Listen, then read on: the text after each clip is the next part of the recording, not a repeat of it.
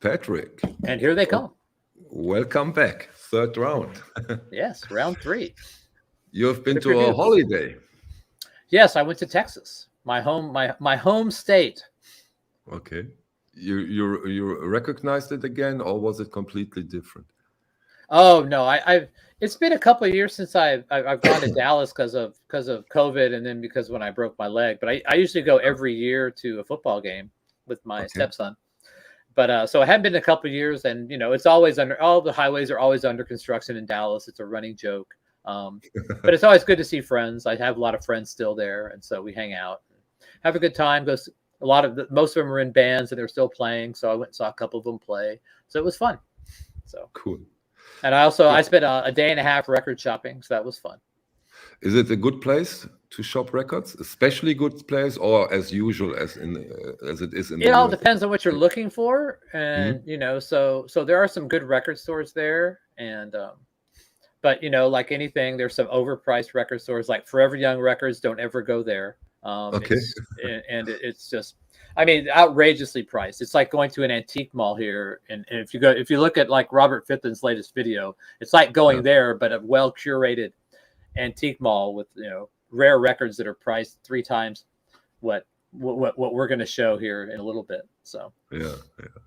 Yeah, right. You're right. You got for yourself a grail.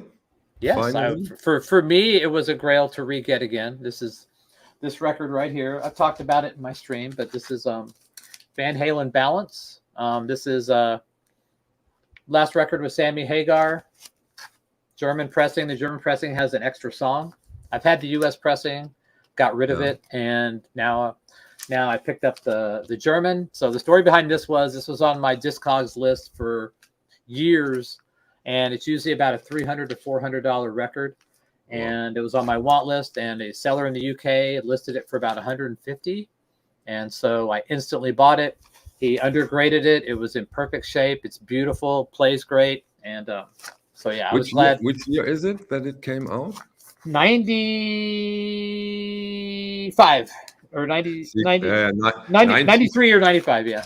90s vinyl, huh? It's a nightmare if you're looking for it, because they pressed so few. CD was the thing, and they pressed so few, and so it was a pleasant surprise that a UK seller undergraded something. And don't get mad at me, UK people. I know I got some really nasty comments when I made that statement before, but in general, UK sellers tend to not be the most accurate of record graders. That's just a general statement, not saying it all of them, just in general. So yeah, but doesn't have that something to do with those 2 standards, the gold standard and that they have their own standard in a way?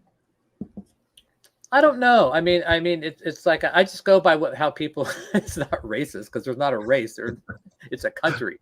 So anyway, I knew I should have not said that, but I just can't help myself. But yeah, so I don't think it's a matter of what standard you use. I think it's more a matter of how you try to present your record to people. I try to undergrade, that way I don't get records, that come back to me. The worst thing I want is a record to come back to me. So yeah, I want to show a record too, because I got again very lucky with a dealer here in Düsseldorf. No shit. Yeah, right around the corner, and I'm really happy that I got this OG pressing of let's make you large here. There you go. Thank you. He showed me this before we came on, and I asked if that was a reissue. That's how clean this looks. I like going, is this a reissue? Here's something something very interesting, because I hope you can see this. You see this little shadow here? Yeah. Is that the lamination? Exactly. This is such a big problem. I don't know if it's only with German records. You will never find an original, never say never, but very, very rarely, where you don't have problems with the lamination. And this is next to the overall condition so special because it has very few of it. And if you find something, a record without any problems, which he said he has found one, it will make this so incredible expensive. And what's also beautiful is that I have here the original inner sleeve in an almost perfect condition, which is also, yeah, you can imagine after all those years how they usually look if they are still there. And this makes this edition so very, very special. The vinyl plays like new. It's unbelievable. Unbelievable happy that I managed to get this. So here's what one of those laminated records looks like after many, many years. This is a German Jane record, but Yeah. see how it's peeling up here? Yeah, exactly. Yeah. So hang on a second. So it wasn't racist. You're not, UK vinyl sellers are not a race. I'm sorry, they're not. They're just people who sell. And like I said, it's a very generalized statement. I mean, it doesn't. It's nothing. It's not an attack on anything. I think most people would agree that in general that's how they're characterized. If you disagree, that's fine, but it's not racist. Come on, not racist at all. It's not like I don't like people in England. Anyway, yeah, we're off to a great start. As I said, this record plays like new. It's perfect. It's gorgeous. Well, I mean, Spoon Records did do a reissue of the Can catalog, and I think most people say that it's pretty. I haven't heard them. I think I've heard a couple of them, and I don't think they sound bad. I will go into I have all the reissues, and I will compare them. I have an idea what is the outcome, but still, those especially those Can records, they are quite expensive, and so and they are not laying in every corner. So those reissues probably totally make sense in a way. So I don't know anything about classical. So Michael, do you understand this at all? Too bad Poetry on Plastic isn't here because Michael could. Yeah, I listen sometimes to classical, but I'm everything but an expert on classical. Yeah, when I went record shopping with Michael, Poetry on Plastic, he actually was telling me all about how to tell the good classical stuff, but I really don't know. It's probably its own cosmos, right? It's again a complete different thing. Hold on a second. I never said that the UK know less. That's not what I said. I never said they knew less. I said that they tend to overgrade, not that they don't know anything. That's not what I said. Patrick, due to my Discogs experience, 90% overgrade their records over. To my experience over at Discogs, this is very, very common that they do overgrade. Oh yes, for sure. There are people in all countries that overgrade. All countries that overgrade. It's definitely. All right. Thank you. I mean, I just don't want to be construed as a racist because I think somebody overgrades their records. So. Here we go. This is a nice start. At first, the racist discussion. That's what we all want. So I've learned. Now I know two things. I know two things now. Do not engage certain people, and don't say anything about UK record sellers. I now know not to say anything at all about that. We are all on the learning curve, so that goes for everybody. Now I feel like I've learned something today, and I will move on and become a better person. It's not racist. It's not about race. Oh God. Anyway. But it still is an interesting point because the only thing that we can do here, more or less, the one can do it more, the one can do it less, is share opinions and share experiences. If you have made this experience and say so, all fine. All fine. I have a UK seller that I go to on Discogs. He doesn't sell as much anymore because he opened up a store in the UK. And I've been buying from him for years and years and years and years because he would actually, if you bought 5 records or more, he would get free shipping. He would ship from the UK for free. And I have had so many great interactions with him over the years, and I've gotten so many UK pressings from him. And he's a great guy. He's an amazing guy, great grader, grades perfectly, just perfect. So I've had great experiences with UK sellers as well. So yeah, and that's, I can second that, because although my experience, of course, is quite short, but what I have learned very, very fast is that if you find a reliable dealer, this is your new best friend. Yeah, and if you get a guy that knows kind of what you like and stuff, and will actually be proactive with you and say, Yeah. "Hey, I got this in." I have a couple of dealers that do that with me too. They'll say, "Hey, I know you like this kind of stuff, so are you interested in this stuff too?" And so those are the kind of relationships that I want to have Yeah. with sellers. Yeah, You know? exactly. Okay. Boy, we've really got this panel.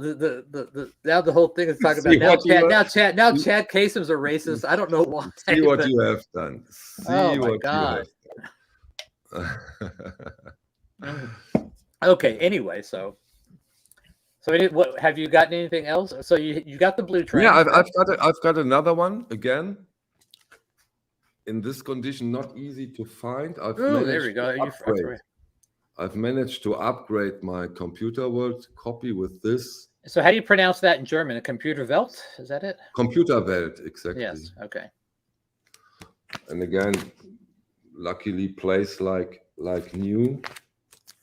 And of course, again, to find this in this condition, and I also have the original inner sleeve.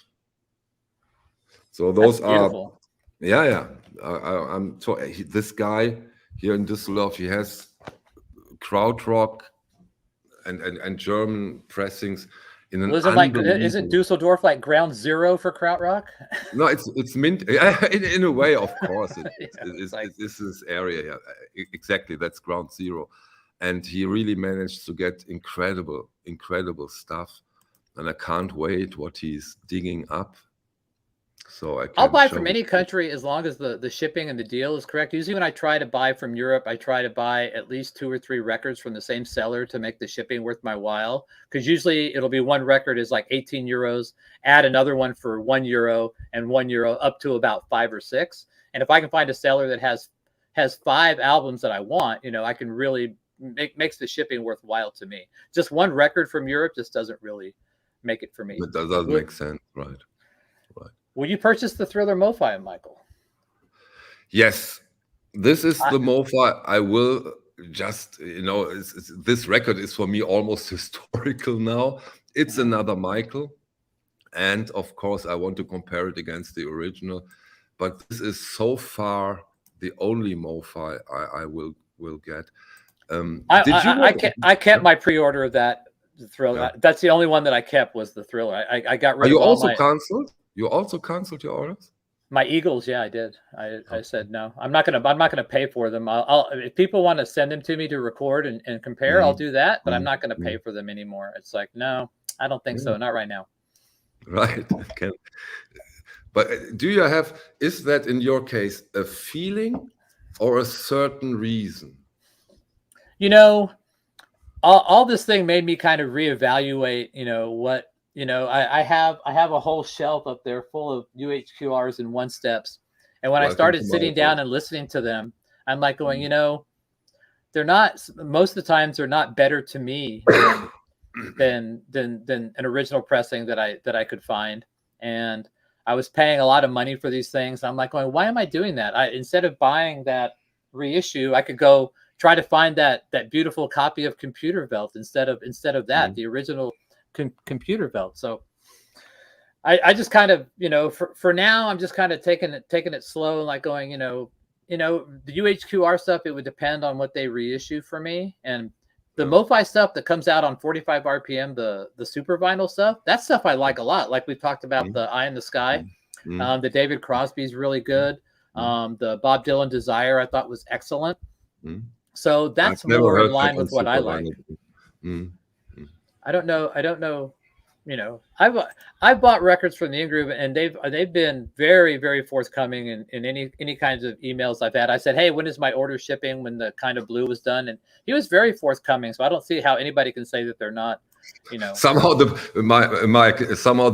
peanut gallery is right now in the attacking mode because Patrick really fired them up. It's like when you throw blood in the water for sharks, and they're just circling. It's like I threw that one thing out there, and it's like, holy shit, here we go, man.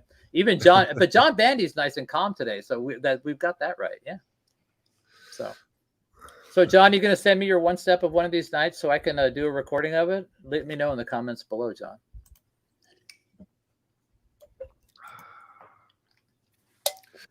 So Okay. yeah, I mean, I'm just not on the one-step train at the moment. I'll be curious to hear what the Van Halen sounds like, because I have you know, and the Steely that's your Dan's, alley, isn't it? You have to get them. I mean, this is one of your bands, isn't it? It is, but I have originals that sound amazing. So I will probably I'll get the first album and from somebody, and I'll see what it sounds like, and we'll go from there. You know, That but the Steely Dan's another one. I'm like going, I have all originals in what would be considered the best pressings. So I will probably wait till someone gets Katie Lied and let me hear it and see what, because that's the one that I think the tape is problematic. So yeah, but that's a big discussion, Patrick. Is it the tape or is it the mix? I don't know. That's what we'll find out, you know. So, but I mean, $150 for a Steely Dan record is pricey to me, when I can go out and find one, a nice, really nice sounding original for $15-20, you know.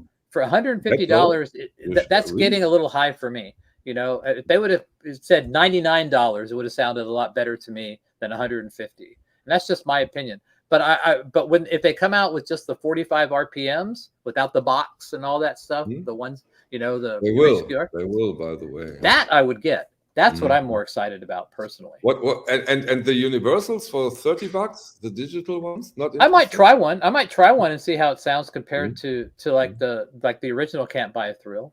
You know, I mean, that's my main beef about all these reissues like Steely Dan. You know, Steely Dan is the originals sound great and they're easy to find.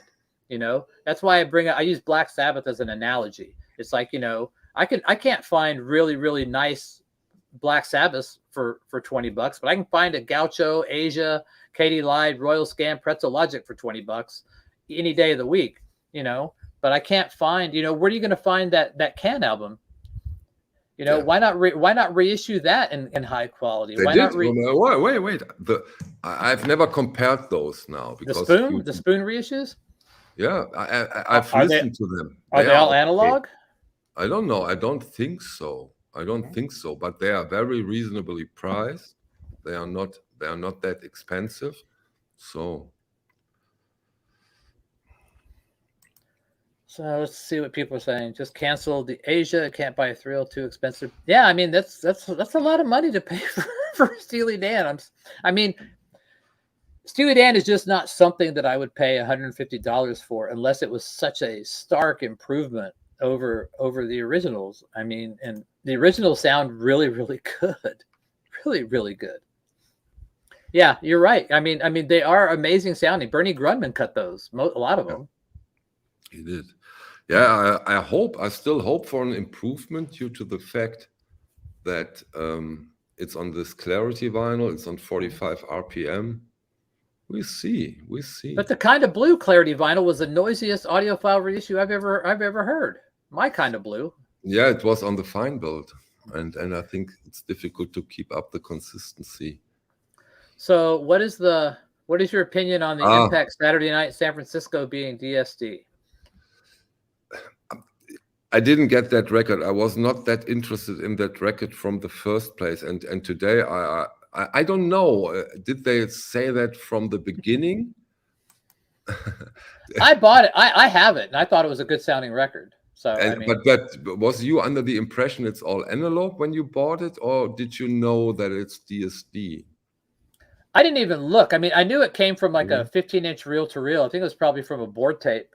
So maybe when Mike Esposito is here, he probably sold a ton of it. He can shed some light if that is a new information or that it has been out there from the beginning.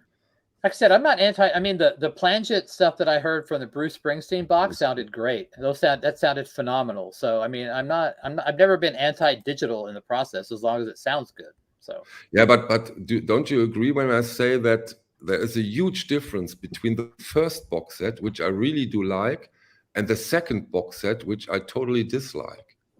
What the Bruce Springsteen? Oh, I haven't listened to the second box set in a long time, so I would have to go back and revisit it. So that's a problem then, of course. That's a problem.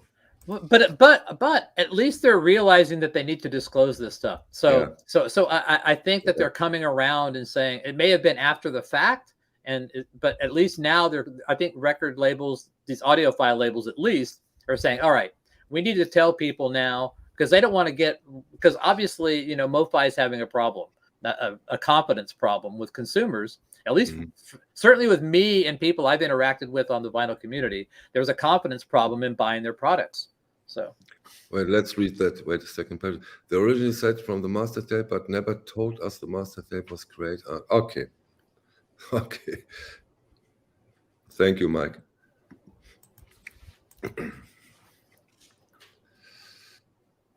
Just going through the comments.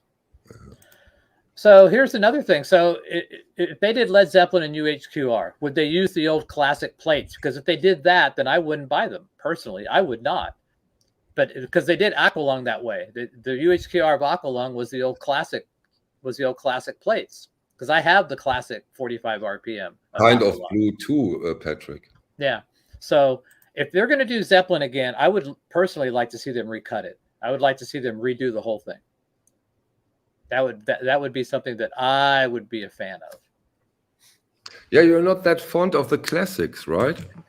I mean, certain ones of them sound better than others, but I don't think they're the be all. I don't think they're as good as they could have been. I think they could be better now if they did it now.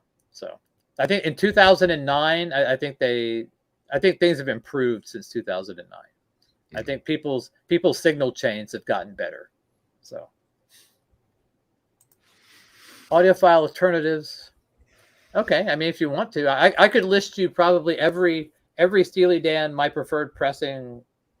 So Steely Dan Can't Buy a Thrill, the first pressing, the -A-B, which is the promo matrix. The Speaker's Corner is very good as well, but it's pretty pricey. Katie Lied, the white label promo, I think it has Kendon A in the dead wax on both sides. That would be my preferred pressing. Royal Scam. Actually, that one I don't know off the top of my head. Probably just the original first pressing. And Pretzel Logic, same thing. Asia would be the AB with the mastered at Columbia Santa Maria with the little lazy S. And then Gaucho would be the Robert Ludwig, probably the EDP pressing. Although the Teldec, which is the German half-speed master with kind of like the rainbow title on the top, I have that as well. It's very good. But if you really want to have the best sounding versions of some of the songs, get the greatest hits that Robert Ludwig did. Robert Ludwig did the 2 LP greatest hits. That sounds amazing, absolutely amazing. So those are When great. did he do that, Patrick? He did the original. So whenever that came out, probably late 70s, maybe early 80s. But that wasn't his digital phase. That was his. No. That was the all analog phase, completely all analog phase. Yes. Hopefully they use a different band. Oh my God. Well, there's another band that could use. I think we talked about this on one of my streams where that's a band that could use a consistent reissue.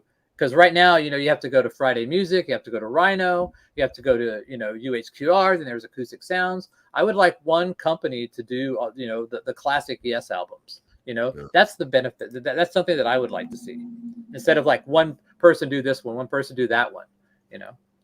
The most happiest original I have received so far is this special pressing, this early with the different mix of the last song from Beatles Revolver. That was unbelievable, impressive, and happy to have that.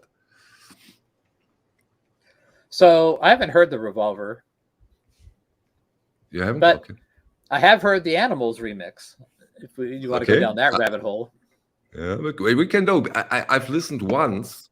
Me too. I've just listened to once. Yeah, but I had a fever then. That was when the flu started. I've listened once. Yeah, Probe.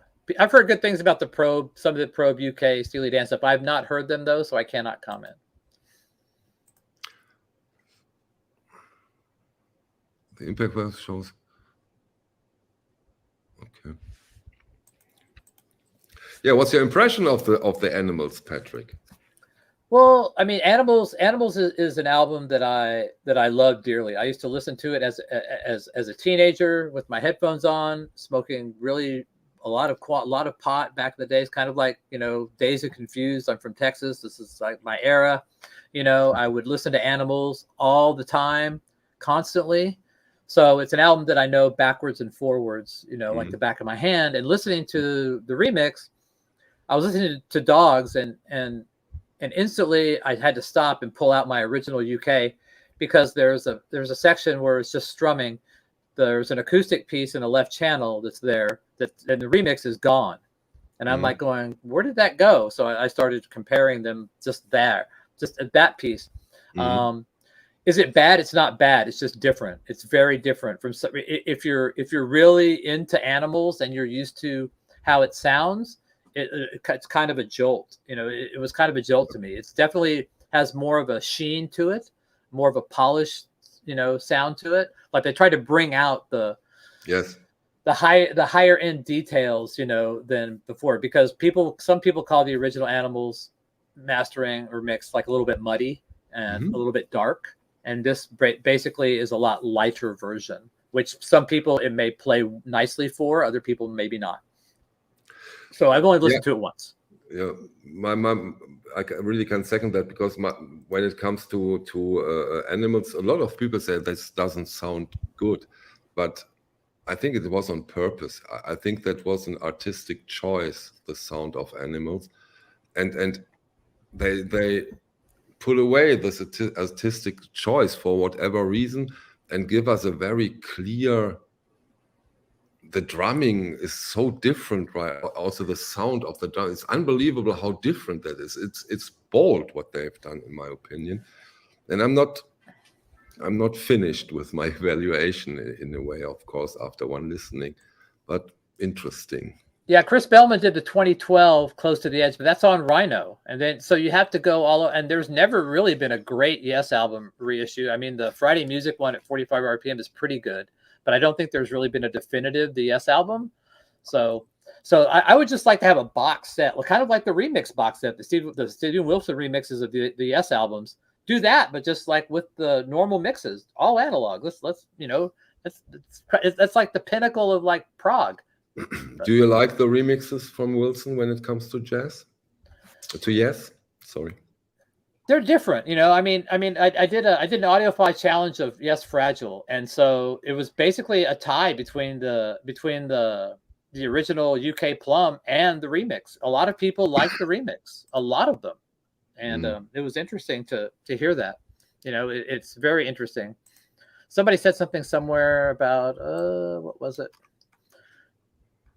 I can't remember. Oh, John Bandy said, yeah, that's almost kind of true. It is more, and the vocals are really, I think, sound a little funky on this as well. I think the vocals sound a little weird, but it doesn't sound bad. I wouldn't sit there and say it sucks, but like I said, for someone who's really emotionally invested in Animals, it's different, and it's very much a different thing to say.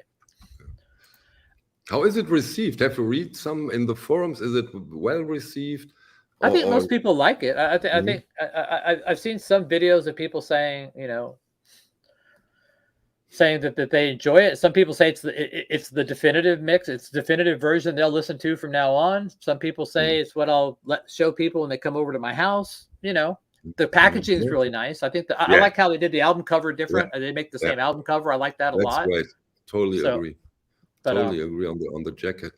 And a lot of people have reported quality issues. Oh yeah, definitely. I mean, mine had a little bit of an issue on side too, but not like everyone else has been talking about,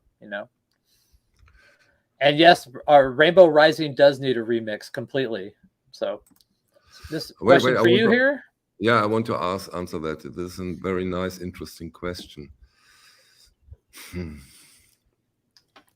It connects you for sure in a different way. I've never been connected to a pop in a clip. Honestly, I've never been connected to a pop in a clip. But if this is an original, this is special. An original, in my opinion, is really something special because there's only one original pressing, and you can. What about an original? What about an original? You can have tons of reissues, so that makes an original quite special. Yeah. Where was it pressed? I didn't even look to see where it says. Was it at Optimal or? Good question. I can. It's Optimal or GZ. I'm sure maybe Mike Esposito probably knows where it was pressed. Yeah. I have the Gilbert Kong at different places, maybe. The Gilbert Kong is probably the best OG. You know, it's actually really better. Get this version. Netherlands. Okay. So there was a box set that was done. I think this was done in 2014. You can get these individually, though. These were cut by Greg Moore at Final Tweak, who does a really good job if they get him a good tape. But get the Rainbow Rising. I think it's 2014. But yeah, this sounds way better than the Gilbert Kong, and I have the Gilbert Kong. Oh, this was pressed at Record Industry, so that's where MOV presses their record, and they know how to press a record. They don't have their sources, maybe a little bit suspect, but they know how to press a record.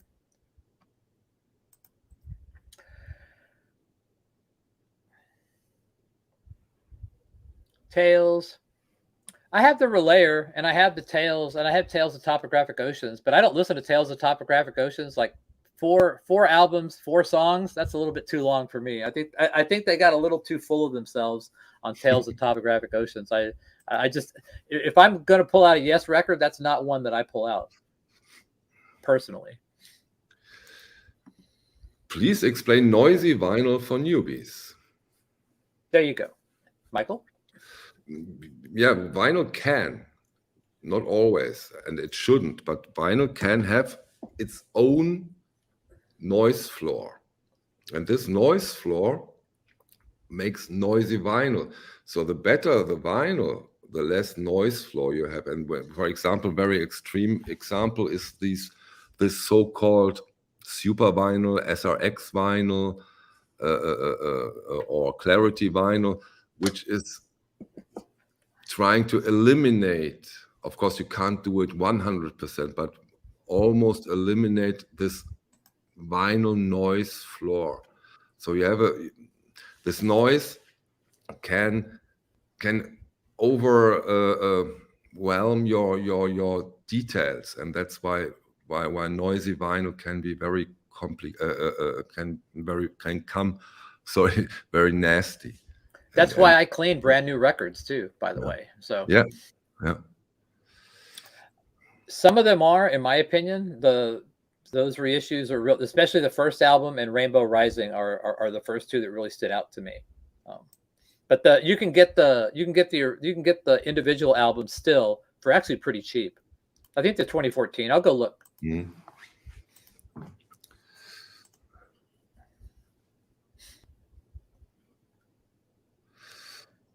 True. I don't know if it's 1 million, but quite some reasons. Yeah, true. Of course. I mean, it's the original intent of the artist. The artist signed off on it. Everything was fresh and new. It was important to the label. It was important to the artist. I don't think reissues are that important in general to most artists or labels. Looking at watching part of that Donald Fagen interview with Chad Kasem, he didn't seem like he was into the reissue. He could give less of a shit, honestly. You know, he's like, I didn't really get the opinion that he really cared. You know, I mean, and that's okay. I mean, he's lived Steely Dan his whole life, you know, and most artists, after they record an album, they move on to the next one. You know, they're progressing. You know, Patrick, I think to this topic, Bernie Grundman said something extremely interesting. He said that it's almost impossible to recreate a sound. And I think when you have an original, the whole crew is involved, the band is involved. Yeah. How should that sound? Okay, and then 50 years later, it's almost impossible to recreate that. Yeah. It doesn't matter how well equipped you are, but this is all, and Bernie Grundman said that. So you always have to make choices. How should it sound if we do the remaster, if we do the reissue? And even Bernie Grundman worked on some of these originally. Yeah. So, I mean, this is from the guy that did them originally. So it's interesting. Oh, God, someone. Oh, shit. Boy, this is a long topic. There's actually some serious threads that are now gone because the website's gone of me and going back with these people. But I think Dr. Ebbets he was probably one of the biggest catalysts. You know, everyone says Michael Fremer was the catalyst for EMI to do the Beatles in vinyl again. This guy is really the one who did it because he was selling this shit and making a lot of money. Dr. Ebbets, for those who don't know, was someone who did needle drops. He would record records to digital, and he would make CDs with elaborate packaging. You know, they looked just like the albums. He had a beautiful packaging. It was absolutely stunning. Now, the sound quality of some of his issues is something that, you know, we can disagree on, but I mean, his packaging and what he was doing was before anybody else did it, and he was selling a lot of these things. And I think that's what really made EMI and Apple cores say, you know what, man, we need to like get on board here. But yeah, he was the original. No doubt about it. As much as I got into it with him and his flock over time, and he eventually retired after a controversy over some stuff he did on Please Please Me, but yeah, Dr. Ebbets, he was really the first, and like I said, his product, people still sell his stuff on eBay. What year are you talking about, Patrick? I think he started in the early 2000s. I didn't discover him and his following until probably 2008, and I think he was gone by 2010. Okay.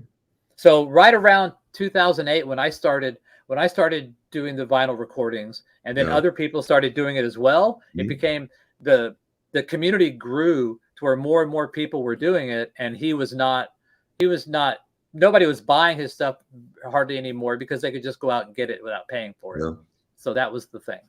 And a lot more people started doing it. And arguably some people were doing it better or worse, depending on who you talk to. So anyway, that's the story of Dr. Ebbets. So did you ever meet him? Do you know? No, he actually he never really revealed himself or actually his system. He would never reveal what his system was, even though there were people knew, and I knew some of the people that knew, and so it was almost a joke at the end, you know.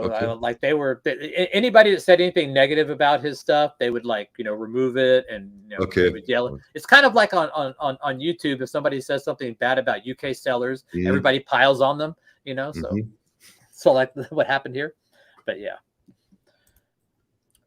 I mean, really. So I'm surprised people are still talking about Dr. Ebbets, but people are not being kind to Michael Fremer right now, so. Don't do that. Put it away. But this was a good one. This was a good comment. Yeah. I'm highlighting the good comment. There you go. Yeah, exactly. See, he's a polarizing person. Yeah. You know, he has passion for our community. He has passion. You know, I mean, and you know. I applaud anybody who has passion for this stuff. I really do.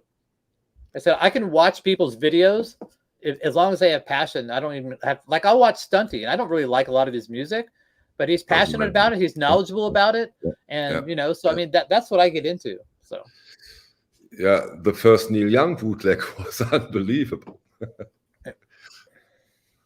You know, a great sounding bootleg. Ebbets, not Evans. A great sounding. I'm not a bootleg guy. I'm really not. I am just not a bootleg guy. I have all these Beatles bootlegs that were given to me, and I don't even listen to them. I don't even. It's I just doesn't interest me. And I know people. Some of them love them, you know. But I had a friend who was like a massive Zeppelin bootleg collector. He had hundreds of them, all on tapes, and I'd listen to them. You know. Here's a very good question. Why, Patrick? I'm trying something different now since I think my hat has jinxed my Cowboys for years. I'm just have it put away and just So I'm trying to be better. I'm trying to change the mojo, so to speak. You know. Okay.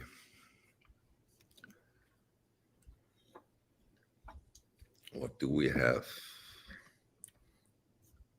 HMV pressings of what? I don't know. I don't understand. I don't know what that's talking about.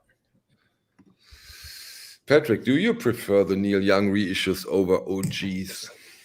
I'm not a huge deal. Yeah, even though I have all the official release series, which sound great. Those are amazing sounding. But I mean, compared to, I have most of the originals too, like Harvest. I did a comparison of the Harvest. Mm-hmm. I compared to the Lee Halko cut. Yes. And the original is brilliant. This live, it was almost like a live concert.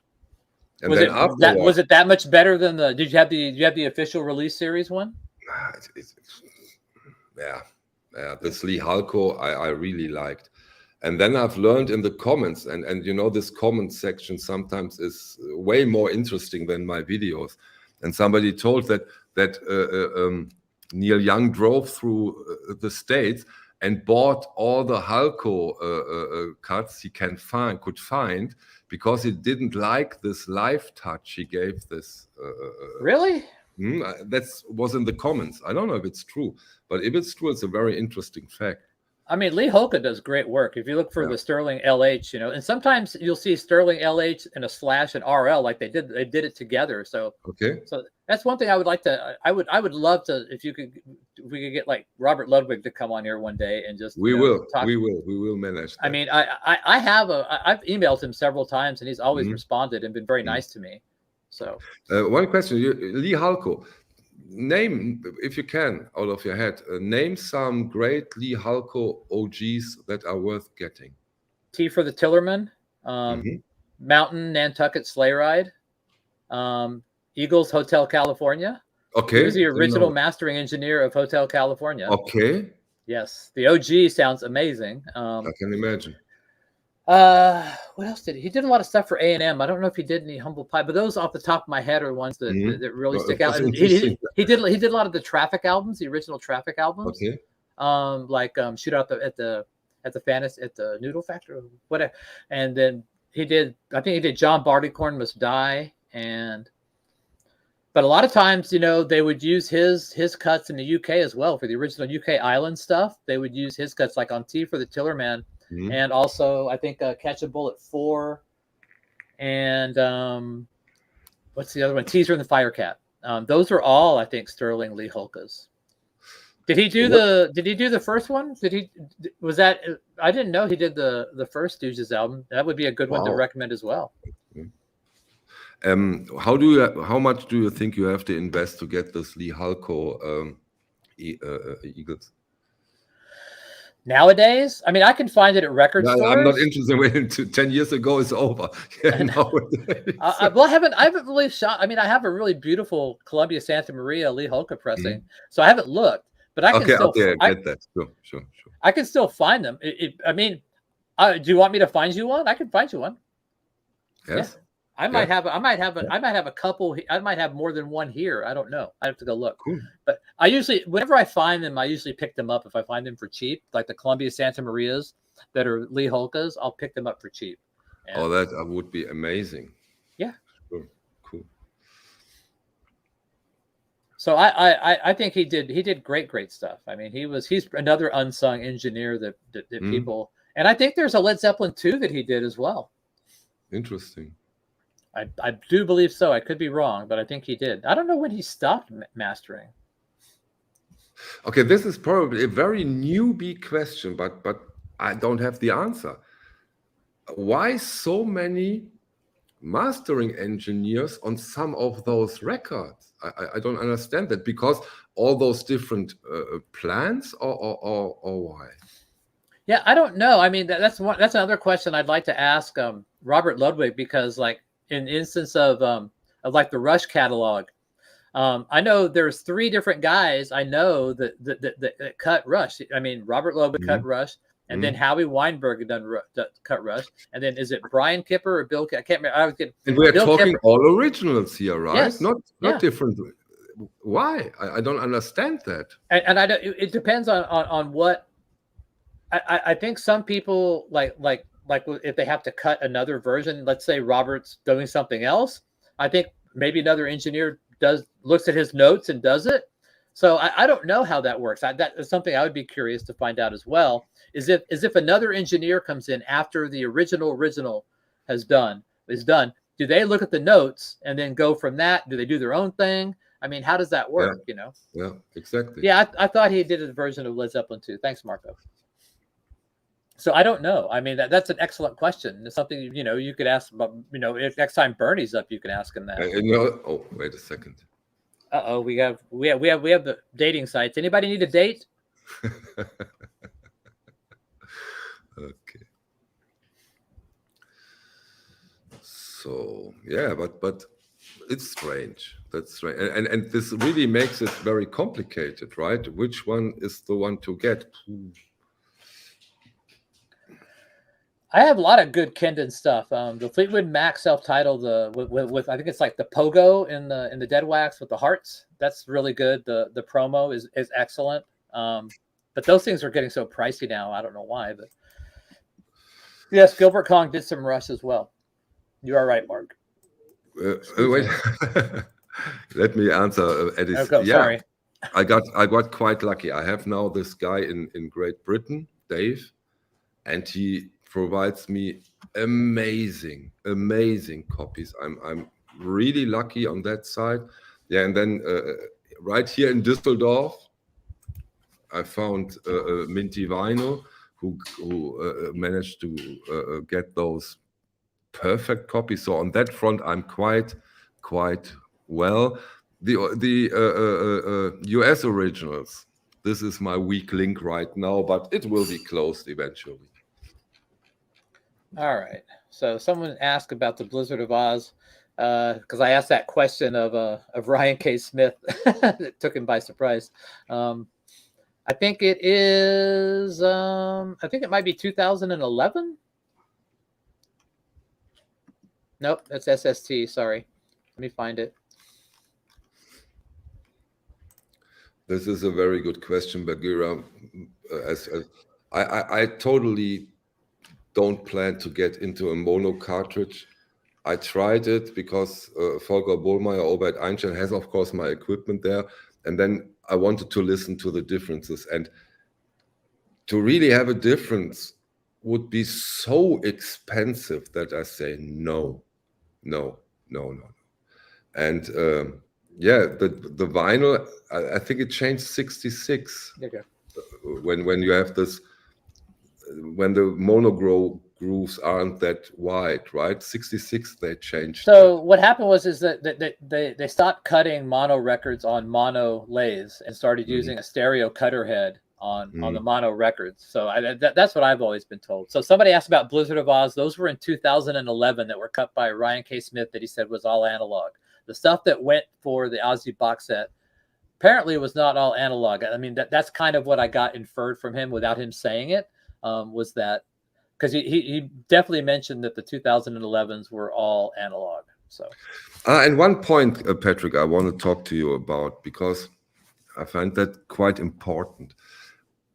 At the beginning, when you made all so furious, we always talk about the grading, VG plus, mint minus. I think what's even more important is if it's VG plus or mint minus or correctly graded, is that you get a good sounding copy. You can get a mint copy and it doesn't sound good. But the seller doesn't know that at that point. It's up to you to know which pressing is the one that sounds but if you good. have a seller that play grades and listens to it, I think that's I mean, are you talking about it actually doesn't sound good because it's got surface noise or it's got even though it looks clean, it looks perfect, but it doesn't sound. And this is so you're not talking about the mastering. You're talking about the actual like whether it's surface noise, whether it's clicks or pops. That's what it doesn't sound good. Yeah. Also, you can get a stamper or a pressing that just isn't that good. Well, okay. So yeah, if you have someone that pressed has a worn stamper and they press the record, and even though it looks beautiful, it sounds. I get what you're saying. Yeah. And that's really hard to do. I mean, I don't have a lot of experience with getting a worn stamper record to me. I haven't had that happen a whole ton. I have had it a couple of times. Most recently was when Iron Maiden, I talked about these, that they sent the plates to Russia. The first Iron Maiden album, twice I've gotten a worn plate from the Russia press, and then another time I got one that was perfect. So whatever plate they sent was worn, and it was noticeably worn. You could tell that it was worn. One thing that I look for, like when I'm buying records, I look for spindle wear. I look around the spindle hole to see how often it's been played. That'll give you a good idea of what. I don't think we're talking about hot stampers, Leon. I think we're talking about something different. No, we're not we're talking about worn stampers that have been over pressed, not hot stampers. So I think this play grade thing is very, very important. I play grade as much as I can. I mean, I always tell people if I've listened to, the whole record and if I play graded it. So best press of Peter Frampton comes alive. I would say the original Monarch, the original US Monarch is as good as I've ever heard it sound. And that's easy to find. You can get that for $5. Choose best version, country of origin, dead wax info, etc. It depends on the record, honestly. I mean, I go by what everyone says. 95% of the time, country of origin is where you look first. You look for the country of origin, and then after that, I look for who mastered it and where it was pressed, and that kind of stuff. But country of origin is the biggie. And if it's country of origin, if it's country of origin and there's a known mastering engineer, look for the etchings in the dead wax. Make sure that you're getting what you think you're getting. Because there's been many times, someone sends me a record and it may have A1 on it, but it doesn't have like Porky etched on it, but it still says A1. So make sure it has all of the provenance you want.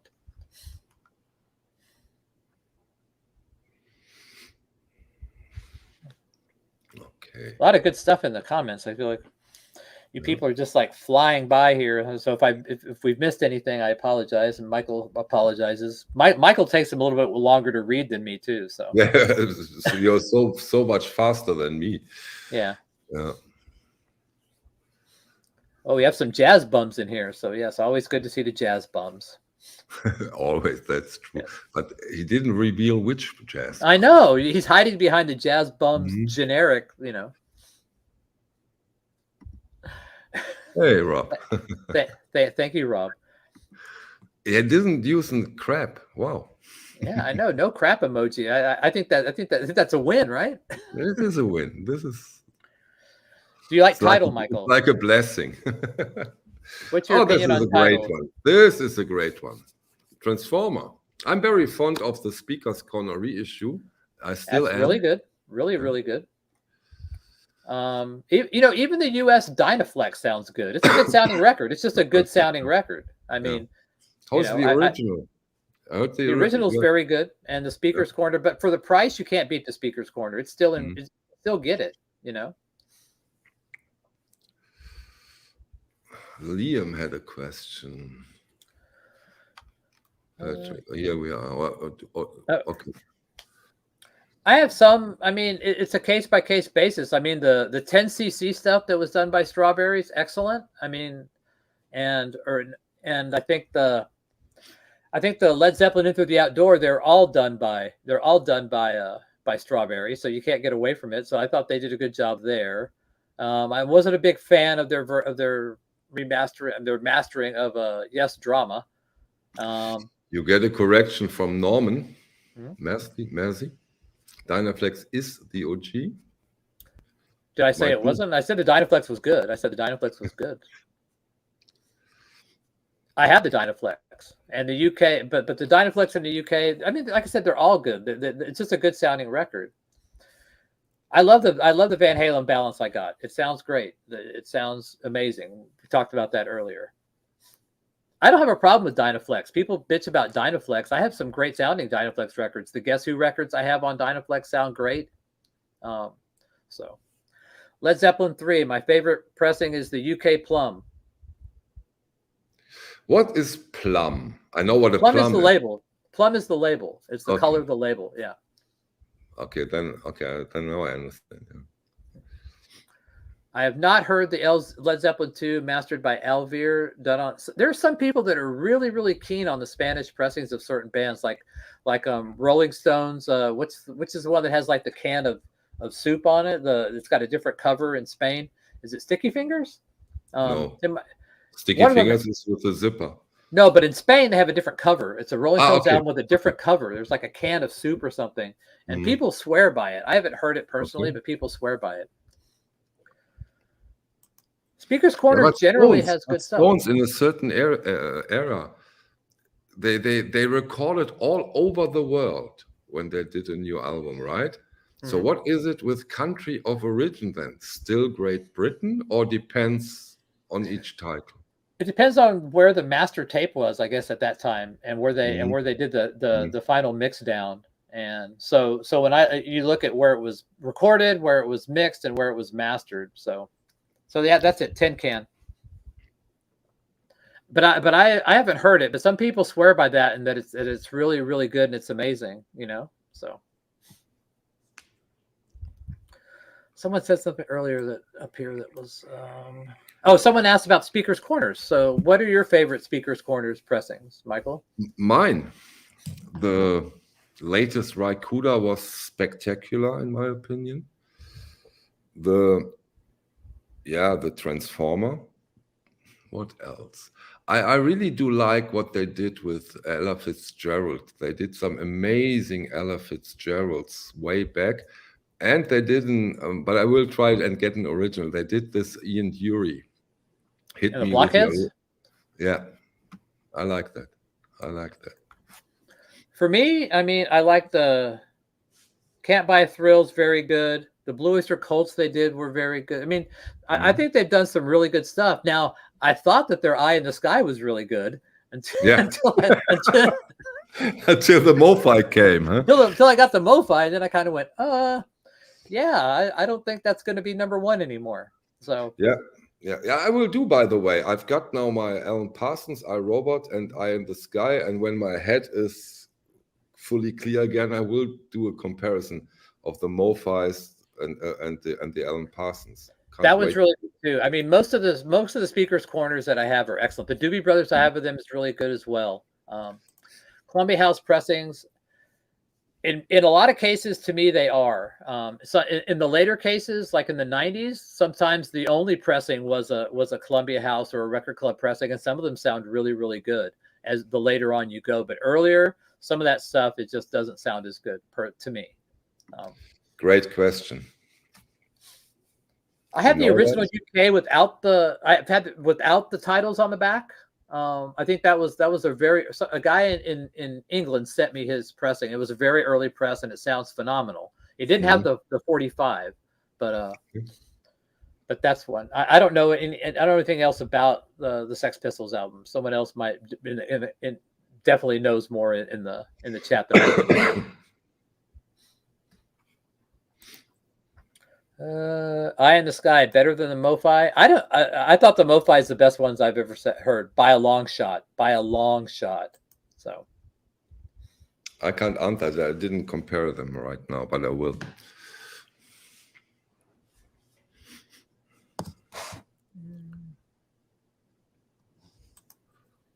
There you go.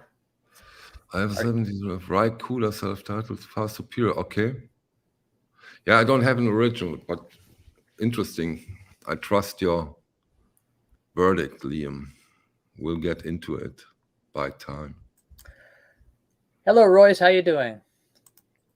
Nautilus is another one. I mean, Nautilus, there's probably a couple of them that I think sound pretty good. The other ones don't sound as good as compared to originals. They have nice, quiet vinyl, extremely quiet vinyl. But supposedly the Crosby, Stills, and Nash Couch album is supposed to be very good, but I haven't heard that one. That's one that I would like to get and compare. This is a very important question.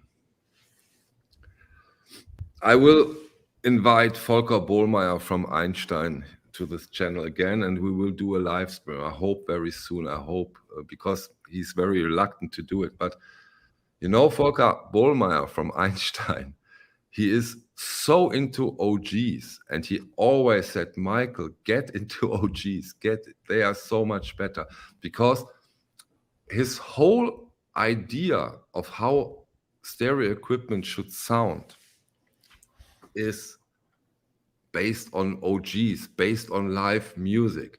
So for me, there is absolutely no need, although I think it's brilliant if somebody does, and very interesting, no need for vintage hi-fi system, because the whole structure, the whole design idea of those Einstein components are based on the sound of OGs and live music. Interesting. Yeah. He always said, Michael, yeah, they sound good. And when he is in this hotel rooms or trade fairs where he shows his equipment, he also used analog production. Never used mobile, by the way, but he never did. But he is so much into OGs, you can't imagine. He has a record collection. Oh my God, over. Can you imagine? He's into hi-fi since almost half a century. It's unbelievable. So I've got that email about the Miles Davis title. Are you getting that? Yeah. You too? No. It would take something the level of Love Forever Changes for me to do another ERC title. You're into the Doors mono they will do? No, because I know that Doors mono album is shit no matter what. The tape is bad, the recording's bad. It's like just horrible. I just actually sold a sealed original Doors mono when I was on vacation. So okay. it's what paid for all the records I bought. So how much did you get? $500. Nice. So Harry says that one's okay. So I thought I had that one. So yeah, I did have the Double Fantasy. So Harry can tell you, Lavelle, it's okay sounding, the Nautilus Double Fantasy. Somebody's into Sansui, old Sansui. Have you been to the Utrecht Record Fair, Michael? No, but I haven't, because this one I made the video, it was my first, but I will go to the next one in November, probably with Stunt Rock Confusion. And we will... You want to join, Patrick? Come on over. I would love to go, but... yeah, come on. The problem would be shipping everything back that I would buy there. Why shipping? Carrying. Oh, I know. When I went to England, I had like 60 records in my bag. Shall I make a poll here in the stream if you should join us on the and if the majority is You have no idea how much I would love to go. But although I would have to hang out with Stunty for a couple of days, that would be I wouldn't get a word in edgewise, but Oh, no. I like Stunty. I'm just making a joke. I know. Original Parlophone pressings sound like heaven. Yeah, I have that. The originals do sound great. So do the Red Wax monos. Harry just sold his 22. Most expensive record you ever purchased, Michael. Oh, this is a good one. Let's see if you're worse than me. Do you want me to go first? I'll tell you what's the most expensive. Go first. Okay, I have two. They both cost the same. I paid $1,000 for a record. Okay, I've paid $4,500 for one record. For a box. For a box set. Okay. Well, if that doesn't count, okay. Yeah. One record. Yeah. One record. Okay, one record.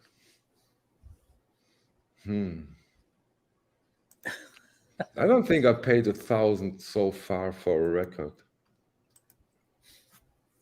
I did it twice. I did it for the most expensive one was the Music Matters Jazz. Herbie Hancock. That Bobby Hutcherson? No, the Herbie Hancock, the yellow one. Help me, I'm still a bit. It's like it has some kind of like a transcendental meditation word name, doesn't it? I know which one you're talking about. I paid over $400 for it. How much did you pay for that at Ege Bimyasa? 270. Oh, okay. So now, see, I'm way worse than you. Yeah, you are. I paid $1,000. I think that will change because I'm negotiating in a way, not really, but I'm waiting for a Tarot box set from the Ohr label, and this is. Yeah, I did. I bought the Zombies, Odyssey, and Oracle. Inventions and Dimensions. Thank you, lover. Original UK pressing, and I bought my Nimbus, Wish You Were Here, Pink Floyd. But I sold the Zombies album for what I paid for it, and I'll get probably close or more than what I paid for it if I sell the Wish You Were Here. So. Thanks for sharing that, John Bandy and Harry. I hope your wife doesn't look. Please, yeah. So I think Mike Esposito, when it gets to those original Blue Notes, he probably is also a big spender. Can you imagine that? Really, you got that? That's really a good price. Yeah, it is. It is. Sold for profit. Michael is now hooked on original pressings. It's much more fun. Look, you didn't even get a poop from Rob Walker. You are on Rob Walker's good side now. And you and John Bandy are getting along. What is there a possibility of world peace? John Bandy and me, in my opinion, he made the gorgeous comments since quite a long time. I love them. I always, or not always, but I very often pinned them. We just got, after the Bernie Grundman and Ryan K. Smith stream, we got into a fight because I was. Yeah, I bought a Paul McCartney Ram mono album for $1 and sold it for like $1,600.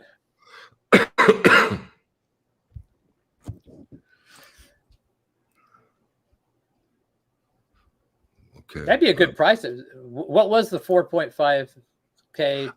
Okay, no, that was a reissue. The ERC brought out a box set from Mozart recordings, and this box set was fantastic, but really, really expensive. Well, the first UK pressing, Liam, I think it's A1B3. I don't think it has HTM and the dead wax. I have one of those somewhere, and I think the later ones, like the 6s and the 7s, I think had Harry T. Moss etching, and those do sound good. The animals that Harry T. Moss cut sound very good as well. $7,000 for Sonny Clark Cool Strutting. Wow. Yeah, but I think before the stream started, we talked about it, that sometimes you have a record where you say, okay, a VG Plus goes for 100, let's say that, but sometimes you find copies in shape, in condition, where you almost can ask anything because it's in such a good condition. Or it has all the you tell the story from the White Album, Patrick. Because what makes these big differences? So before the stream, we were talking about the auction and people, and I made a comment about it's worth what somebody will pay, because we're talking about the price of something. And so a while ago, I had a really nice top loader Beatles White Album in stereo, had all the inserts, had all the posters. Immaculate poster, never been anything, and so I think my starting bid was maybe even less than $80. I think it might have been $60, but my starting bid was $60. And this is in a small auction that I have once in a while on my channel. There's maybe 100 people there, and one person said he was willing to go up to 500. It ended up selling for like 300, and somebody bid 400 after the cutoff time. But one guy reached out and said, "Hey, I would have paid 500 for that, and I would have been happy with 100." So you never know what something's worth to somebody else, so I can't make that judgment. People can say, how come you paid $1,000 for that Pink Floyd album when the 2016 sounds better? It's just, I can't speak for anybody else. I can just say, that what was worth to me and what something's worth for somebody else. Someone was going to pay $500 for that White Album. I wouldn't pay $500 for that White Album, but somebody honestly was willing to go that high because they wanted it. They wanted it that badly. So you never know. Told you. Yeah, maybe I can tell it here because it's quite interesting in my opinion. There is a krautrock album on the Ohr label, and you get a very good copy, really good copy for around, let's say, 250 euros.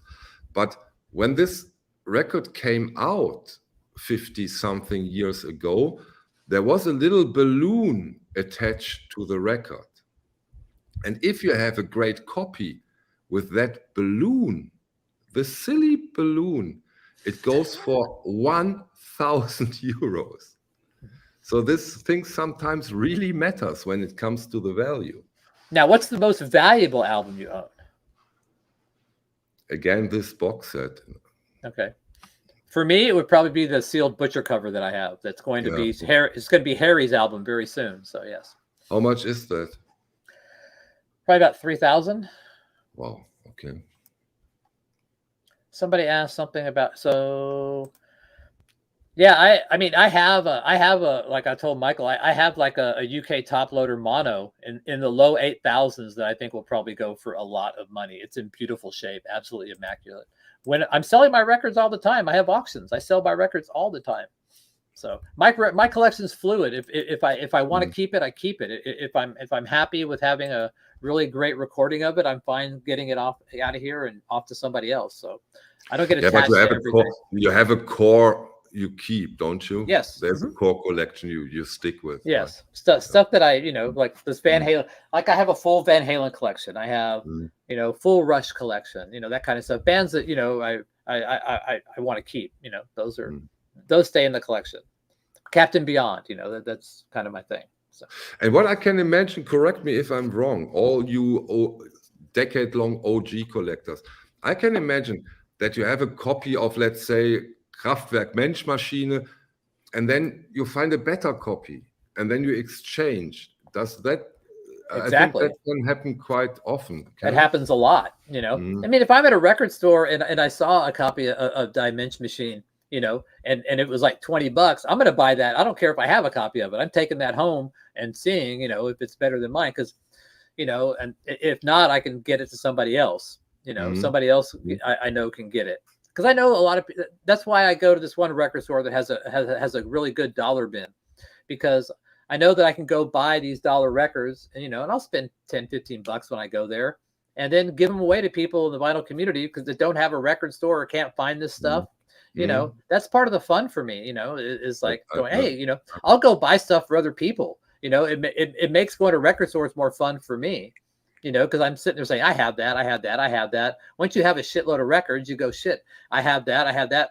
But you see something that's worth, that is a good deal and somebody will appreciate, I'll buy it for them. I'll sit there and say, somebody in the vinyl community is going to want this, and so that's how I do it. That's part of the fun. It makes, because like I said, I have probably 8,000 records, somewhere around there. I don't need a lot of stuff. A lot of this, common, what I call common stuff, I don't need, but I know other people, don't have it, or they're, they don't see it. And it also depends on where you live. Certain stuff shows up over here, doesn't show up over in other parts of the country or the world. So, And that's what you said. You are in the ground zero of krautrock here, and I totally agree. And there is also, of course, a ground zero for psychedelic music or I mean, British. I'm at ground zero for Monarch pressings and Columbia Santa Maria pressings. I have those. I can find them all day, every day. And people are always looking for those. Can you imagine Rob Walker in Manchester? Can you imagine when it comes to the 80s, in what paradise he lives? I mean, and that's another thing. I mean, I've been really on this, as because I do those vinyl listening hangs. I've been on this 80s thing where you're sitting there, and these bands that I never even knew about, but all of a sudden they're new to me, like the Skids and Visage and all this stuff. So I've been having a blast doing that stuff. Like I just got this in the mail because on that subject, and then John Bit Bop Boom started playing this. I got this. This is like an 80s and 70s or 80s thing. So every time I do one of those, I end up buying records, from people recommending stuff, and it's great, and that's a new record for me. I mean, that's the complete beauty of the vinyl community. This recommendation of stuff you don't know, you learn. This is. I love it. I mean, there are certain people here, like I'll bring up like John Bit Bop Boom. If he recommends something that I would like, I will buy it instantly because I know he knows his shit. I know he knows what I like. So if I had questions about Manchester music, Rob Walker would be the first person I would go to. Sure. I mean, there are certain people that know lots about stuff, that I know. Did you, Patrick, listen to Beatles 78? No, I think those were only in India, right? Those were just in India, or were they elsewhere? I know they were in India, I have but no idea. I yeah. thought you might have. Okay, we'll go for another 15 minutes, please, Okay. because I need my medicine, and Well, we're I actually make getting my, more people the longer we go. okay. What do you guys want us to talk about? Yeah, it works fine today. I really like. Okay. India Yeah, and Patrick. Egypt. Okay. Yeah, you know, when we first met, I thought you are a big jazz guy because you got all the tone poets, a lot of classic series. But how is it with you and jazz? And how is it with you and originals when it comes to jazz? So I'm really, I got sucked into the whole jazz thing just because of that's probably my biggest, where I become an audiophile, is that I'm in love with the sound of a Hmm. lot of these jazz albums. I Hmm. remember the first time the Music Matters were the first jazz. I remember buying the SRX series because people talked about them, and I remember getting the Yeah. first one and going, it wasn't really the music, it was the sound that just like sucked me in. Hmm. And I Hmm. was like going, this is the first time I've really just been just into the sound of a record, Hmm. Hmm. and so I bought more, and then I started, getting the tone poets and stuff like that. But then, I had a couple of OGs, and I compared them to the Music Matters and the tone poets, and the OGs didn't sound as good. And it's been talked about before because they were cut for the systems at the time. So I don't even look for OGs for, excuse me, for jazz albums, unless they were like super cheap somewhere and I would resell them or something. But yeah, I'm not. I definitely know little about the players and all that stuff. Like the kind of stuff I can talk to you in spades about. Classic rock and hard rock. I know nothing about it in jazz.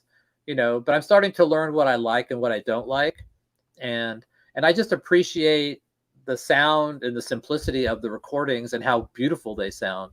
It's so I'm definitely not a jazz aficionado. I am not a jazz bum. I am Right. at all. I would like to know more, but there's only a certain time, in the day and stuff, and I can't imagine I'll ever know as much about um, Hank Mobley as I do about Pink Floyd. I mean, that's just there's. I'm on it. I'm on it. I have to wait. Are those reissues, the Cosmic Jokers? Do they do Galactic Supermarket and the other one? No, I'm waiting for the originals, but they don't grow on trees, even here on Ground Zero. I can do a listening hang. Which one do you want to listen to? I have both OGs. I have both of them. Make it too far. Okay. Well, I'll have to see how people This like would it. be cool. This would be cool. Okay. Cool. I'll do it maybe Monday, maybe tomorrow. I'll do it. I'll do Galactic Supermarket. Ah, that's great. Cool. So go to that's one of the Patrick things I like. That's one of the things I like too. Is like that's why I like doing those listening hangs, because different people come in and they start talking about it and they start recommending stuff, and you get all this dialogue back and forth. That's another thing. That's what I like doing. And then other people say, "Wow, I never heard this before." So yeah, that's so cool, and I really like the variety you present. It's really I try to. It's new wave, it's punk, it's hard rock, it's Beatles last time. This is really, really cool. Yeah, it's fun. I mean, I really enjoy doing those a whole lot. And there's a core group of people that come that come pretty much every day. And we all just sit and just listen to the music and talk and share stuff. So that's really what I like doing. No one's on camera. Everyone's equal. Everyone's just talking Yeah. in the chat. I like that. I don't want anybody to dominate. Everybody's just as important as everybody else. So, ooh, can you do a video tour? You already did that, didn't you? It's out there. Yeah. Yeah, he's already got one. I've even done the equipment video I've done with Volker Bohlmeier together. Greatest hits albums you favor for sound? Well, I mean the Steely Dan that I mentioned today, was done by Robert Ludwig. The Hall & Oates Greatest Hits that was done by Robert Ludwig is really, really good. I don't know. I have to think about greatest hits. I don't think I listened to a ton of greatest hits. I think the Best of Mountain, the quad album, that's also a really good greatest hits album. The Guess Who Greatest Hits is a really good greatest hits album. But most greatest hits are difficult, aren't they? Yeah, I'm not sure how they cobble those together. Do they get like a tape and splice it? How do they? I don't know how they do. I'm not. Thank you, Ryan. So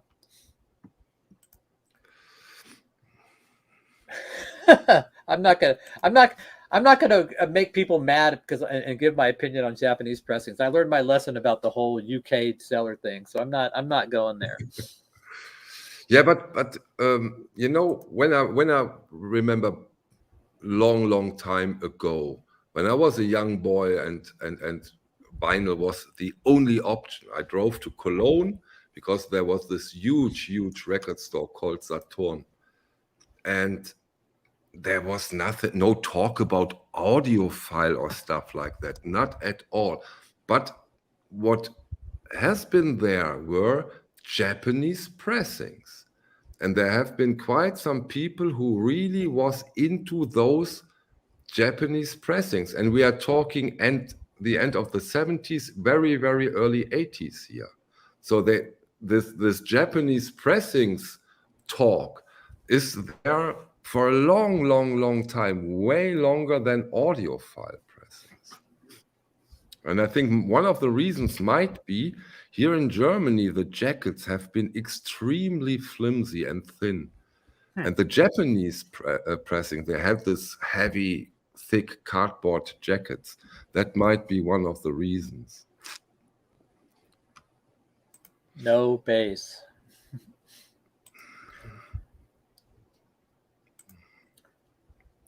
I like the Best of Guess Who. And Friday Music did one. I can't remember if I liked it or not.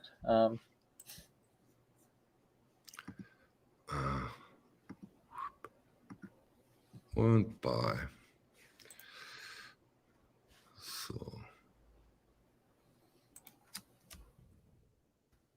I still know people around with massive presses. Okay. Would you consider buying a CD player? I don't have any CD. Well, I have some CDs of like my friends' bands and stuff, but other than that, I don't have any CDs. I would just rip the CD to my hard drive so I can play it anywhere I want it. I'm not anti-CD. I'm not anti. I have some stuff that only came out on CD, and I have no problem with it as long. Modern music and modern remasters, I'm not a fan of making it loud. I don't like the stuff where they take the dynamics out of the music and they just make it loud as shit so it sounds loud. I hate that. I can't stand it. Best version of Bitches Brew. Are you into Bitches Brew? No, but I love the record. Sounds stupid, doesn't it? But somehow it's fantastic, but it's hard to get through the whole thing. But somehow it's very impressive, and I would also be very interested in what is the best version, Patrick. I don't know. I mean, I think I have a quad version, and I have the original US. And I think there's a different mix. There's like the Maceo Parker mix, I think, and there's another mix, I think, of Bitches Brew. I could be, like I said, I'm not a jazz head, but yeah, I think I have the US. I don't have any other reissues. But I can tell you that I've got the original, original from the Netherlands, the Netherlands first pressing of We Want Miles, $10 or something like that, and this sounds amazing. Have you heard the Ry Cooder soundtrack to Paris, Texas? No. Mazzy has. Mazzy's the Ry Cooder guy. Yeah. So there's a guy that rips DBX encoded vinyl, but you'd have to have the DBX decoder to listen to it. And I used to have a DBX 3BX dynamic range enhancer back in the day, but I don't have the decoder. So you need to have one of those. And there's only a handful of those DBX encoded vinyl records that I am aware of. I think Super Disc used to do those. Yeah. Well, wait, let's see, because it's Bitches Brew. My original, okay. I have the quad as well. I haven't listened to quad mix in forever and ever and ever. I also have the quad of like Live Evil, the one with the red devil, whatever, on it. Bitches Brew. Who is MoFi? Teo Macero. That's it. Sorry. I butchered his name. I'm gonna get the jazz bums are gonna slap me around for that. Of course they will. Yes. Of course they will. What sticky fingers should I look for? Michael, do you want a half-speed Abbey Road remaster? Is that the one you recommend? I think there is a Dark Sex master, right? From Sticky Fingers. I would try that. I would go for that. What would you say? I have probably, God, I don't know how many copies of Sticky Fingers I have here. I've it's one of those records that I have like spent a lot of time trying to find which one's the best, and I don't think there any of them is best, honestly. There's one that has T.M.L. I think in the Dead Wax. It's really good. The U.S. Monarch is well thought of, I think, as well. I don't know if I've had the first UK or not. I'd have to go look, but it's just one of those records that I don't think there. It's kind of like Exile on Main Street. You know, it's one of those records that I don't know what the definitive issue is yet. I have not found the one that I think is best for me. The jury is still out, so it's definitely one of those ones. I have three recordings on my hard drive right now to process, just of Sticky Fingers, different versions of Sticky Fingers that I need to get to. But you just mentioned, did you listen to this last Sticky Fingers half-speed remaster? Which one? not that one that is in the box set. That came out 1.5, 2 years ago. So I have the box set. That version that's in the box set? No, I think it has to be because it's terrible. So this is a problem I have with all of these reissues. It's like Sticky Fingers. There's probably 10 different reissues that have come out in the last 15 years. And they're all, some of them are different. Some of them have the same freaking mastering. Some of them don't. You know, it's impossible to keep track of that stuff. And there's a lot of bands like that, like Deep Purple. Deep Purple I remember there's at least 2 reissues of like Who Do We Think We Are. They both are purple vinyl, but they're 2 different masterings. And that's why when we talked about the Yes catalog, get one company to release them one time and keep that pressing, you know, in print, you know. So yeah, but that's not how this market works. I think this is, of course, this would be a beautiful thing, but of course that will never ever happen because they license it to this company and then they license it to that company and they keep, you know, Sticky Fingers EMI 100. Now I like a lot of the EMI 100 and the Millennium reissues that they did back in the day. There's a list of the ones that are all analog and the ones that aren't, and they'll usually say on the label, but a lot of those are really, really good. I have not heard the EMI 100 though, John. Do you have that one? Speaking of John, you're supposed to give me a list of the stuff you have. Remember that? Remember you telling me that? So some people like Italian pressings of certain things too. I think there's some guy, I think I have it still, sent me a Beatles White Album that was pressed the day of release in Italy that he swore to God was like the best sounding one. So Miles Schultz.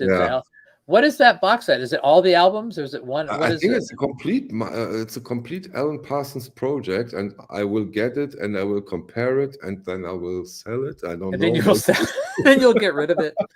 I don't know. So somebody asked, so Nick Drake albums. I mean, the original UK Island is going to cost you like $1,000 a piece. It's incredibly expensive, right? Yeah. So I've had the originals, and so, but the Hannibal box set is really good. The Fruit Tree. I think if you wanna get something that you can afford, get that one, or the Antilles or ANTILLES. Damn, Rob, I missed it, but here you are. Yes, there we go.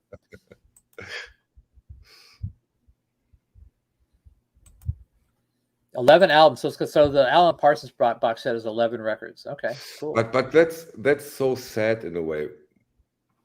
Look at all those bands and titles that Abbey Road is able to get their hands off.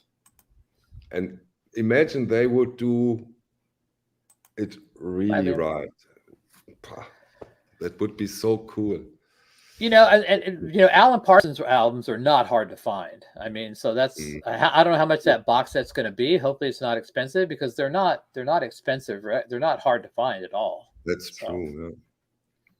So it'll be interesting. I've done the Hunky Dory and it's really good. I would agree with that, but I don't know if it's better than the UK. But the Hunky Dory is really nice on the EMI 100, and the Selling England by the Pound. By Genesis, I think it's on the Millennium series, or I don't know if it's on the EMI 100. That's also as good as it gets for me. So here you have the price. So, oh, sorry, here you have $355. $355, he said. That I'm not buying that. No freaking way. I really don't want to be rude. Oh, but we will see us again in 2 weeks, Patrick. Yeah. Cool. I gotta eat lunch. I'm hungry anyway. Cool, because I really need to take my medicines. I know my it's going down. Your energy level is dropping and dropping. We pretty much kept 300 people the whole time. That's good. I'm happy. I really liked it. I can't wait for the next round, Patrick. There's always something to talk about. So I guess. I hope you feel better, Michael, and see you all, everyone, on Monday. If you want to come hang out, listen to some krautrock. Yeah, go over Monday, there. For the Europeans that are here, it's around 10 o'clock.